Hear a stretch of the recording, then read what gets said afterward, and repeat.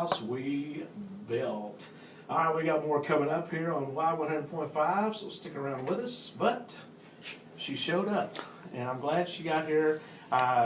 Did you have a rough morning? Not so much a rough morning, except for that I had in my brain it was Thursday, and so I didn't realize it was Wednesday and I needed to come here. And so, because everybody who knows me knows that I don't really run late. That's what anytime that you're not someplace, I immediately start thinking, okay, with her not being here, either the car broke down, she had a wreck, she's been kidnapped. I mean, because you're always on time or before time. I just thought it was Thursday all morning until I got in the car and heard you and Tim talking, and I thought, uh-oh, it's Wednesday. So here I am. Well, better late than never. Sorry about that. I'll just have to write down the day you were late. Yeah, please do. Remember that. All right, Sonia from Bryan Insurance Agency always gives us a great tip on Wednesday, and a very timely one today. Yes, this has really been prevalent in my mind anyway, but then over the weekend we had, what I'm talking about is the training that the Graham Police Department is offering to businesses, churches, groups about what to do in the case of an active shooter, and it's called the ALICE program, and Chief Widener gave the program at church on Sunday, and then yesterday at the chamber luncheon, and so it's prevalent in my mind since I saw the training in two different areas of different types of organizations where something like that could happen, and it kind of goes with the same old thing that I say every week about being prepared and not waiting until after something bad happens to say, I wish I would have done this, I wish I would have bought this insurance, or I wish I would have done this. It's so much better to be prepared, because when you are, and let's all hope that none of us are ever in the active shooter situation. You know, that's something that you certainly don't want to test those skills out to see if you learned anything. But I promise you, for me, and probably most people, the time to think about what am I going to do is not when somebody is coming into the building where you are with the gun.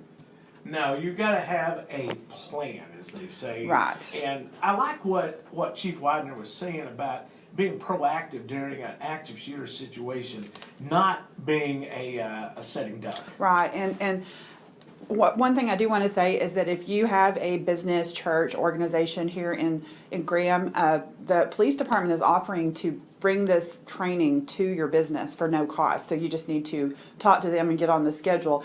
And so because it's an hour and 30 minutes training, and so we're just hitting some of the highlights.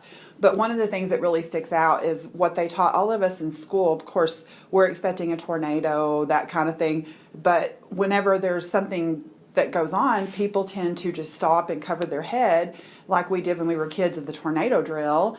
And that's the worst thing you can do. Now, whether you're prepared to confront that person with a gun or not is a whole different situation. But you don't want to be a target. You don't want to curl up in a ball and hope that they don't shoot you. Curl up in a ball and hope that they don't see you. You want to either you're going to confront them or you're going to evacuate the premises. There's several steps that they teach you, but don't just sit there and wait, because it's probably not going to end up well. I saw a deal, this few months ago or a few weeks ago, I can't remember what it was now, but the bombing they had in Times Square. And they said that it was kind of wild that the adults all hit the ground and started ducking and hitting the ground, and the kids all knew what to do. Right, and I think that it speaks of the sign of the times that we live in, that they are teaching school kids what to do in a situation like that, and that's great. But as adults, we need the training. And over the study that the FBI and other organizations have done over all of the incidents that have happened in the last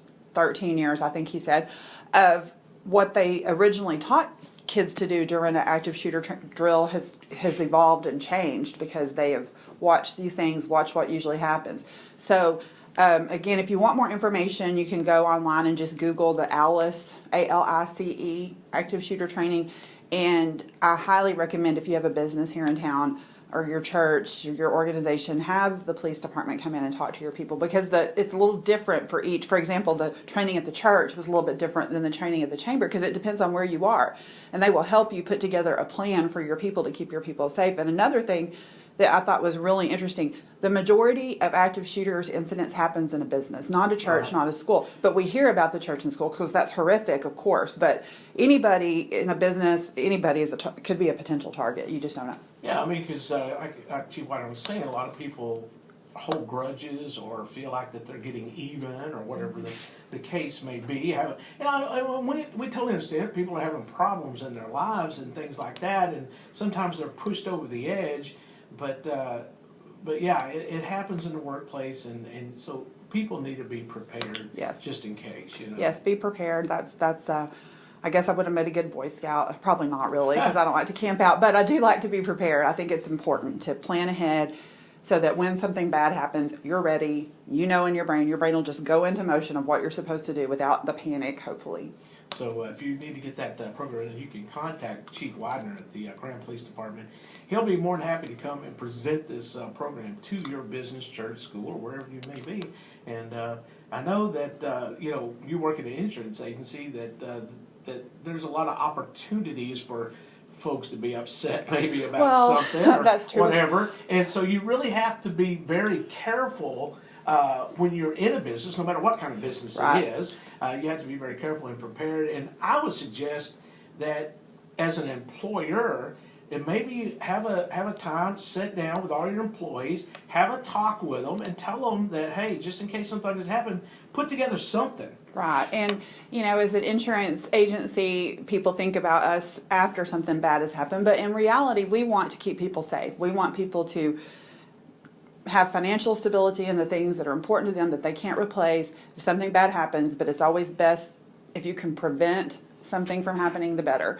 And so, that's why I wanted to talk about it today, because we're all about safety in the insurance world. And this is just one other. And I could go into a tirade about all the things that an employer could be responsible for if they don't have a program in place for their employees. But we just highly recommend it. If you have any questions, you can call me, call our office, Bryan Insurance, at 940-549-2525. Come see us on the second floor of the Sierra Bank building, or visit us online at www.bryanins.com. Well, I'm glad you came by, and I hope you have a happy Thursday. Yeah, I will tomorrow. Maybe I'll remember to wear my watch tomorrow, too. All right, we got barbecue.